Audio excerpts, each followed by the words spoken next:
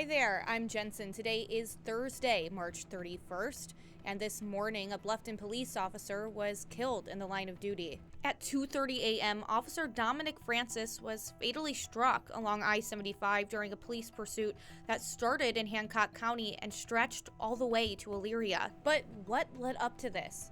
I'm going to take you through a timeline of events to get you in the loop. It began at 2 a.m. when a trooper in Marion County spotted a black sedan speeding on Route 23, but they weren't able to make contact. The vehicle was checked in excess of 100 miles an hour by multiple units. In some parts of the pursuit, speeds reached higher than 120, 130 miles an hour. About 20 minutes later, a Findlay trooper was able to identify the car, beginning the chase on Route 15 in Hancock County and heading to I-75 south. It was around 2:30 a.m. when Officer Dominic Francis tried to lay stop strips on the interstate. He was struck by the suspect vehicle. Officer Francis subsequently succumbed to his injuries from the crash.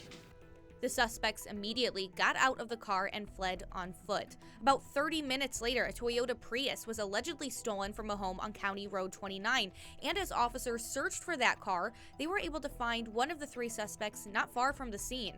At around 8:15 a.m., a trooper with a Medina post spotted the Prius on I-71 near milepost 208, starting yet another chase. A second suspect was finally stopped and captured in Elyria, but there was still at least one other on the run. Officers began a manhunt spanning multiple counties. It wasn't until hours later, at around 1 p.m., when a third suspect was finally arrested.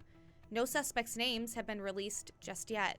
But let's focus on the life that was lost. Who was Officer Francis? What do we know about him? Well, we do know he was a husband and a father, and he had a deep love for his community. Today is a sad day. This community lost a hero. He is an outstanding police officer. His heart was big. Not only was he a police officer, he was a school teacher. He was a bus driver. He was a coach to the youth in this community. He had a heart of gold. He will be sorely missed. We're all in this profession for a reason. You want to go out, make a difference, and it's hard when something like this happens for everyone.